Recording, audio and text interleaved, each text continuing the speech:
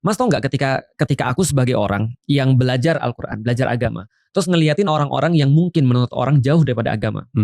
Mungkin orang-orang yang banyak ketemu aku akhir-akhir ini termasuk Mas Panji misalnya, dianggap orang jauh daripada agama. Raymond Chin yang dianggap orang jauh daripada agama. Tapi aku ngelihat pada mereka, walaupun mereka nggak ngerti agama, sebenarnya mereka sudah praktekin agama. Cuma mereka belum ngerti aja. Itu murni karena akal. Itu murni karena tadi Mas bilang, aku rasanya kok ini adalah kayak spesial ya. Ternyata memang Al-Baqarah itu spesial. Mas baru ngerti kan kalau misalnya itu dihadiskan oleh Rasulullah. Kalau andai kan misalnya Al-Quran itu ibarat unta, maka Al-Baqarah adalah punuknya. Iya adalah punuknya. Berarti itu kan spesial banget. Selain daripada dia paling panjang gitu kan. Dan di dalamnya ada banyak sekali termasuk ayat kursi dan segala macam. Nah artinya ini adalah penting banget suratul Baqarah ini. Suratul Baqarah diperintahkan oleh Rasulullah untuk dibaca setiap orang pindah rumah misalnya, setiap orang melakukan aktivitas baru dan seterusnya. Nah kalau aku lihat Al-Baqarah itu, kalau kita lihat dari segi fungsinya, kenapa sih dia ditaruh di depan? Karena kita udah belajar pas di Al-Quran ya. Al-Baqarah ini kan turunnya tidak satu. Iya betul. Kan terpisah-pisah. Cuma Rasul kumpulin jadi satu dan Rasul taruh di paling depan.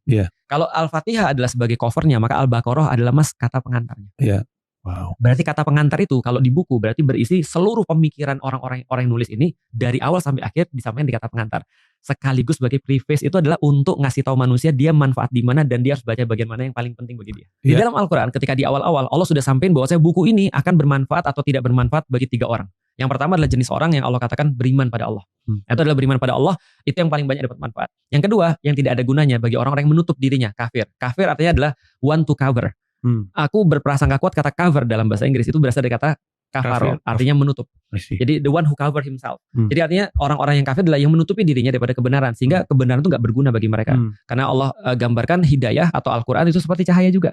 Sehingga kalau orang sudah menutup dirinya, cahaya itu gak akan pernah masuk. Yang ketiga, orang yang seperti orang munafik, yaitu adalah orang yang menjadikan apa yang dia dapat Al-Quran itu berguna bagi orang yang lain, tapi gak berguna bagi dirinya sendiri.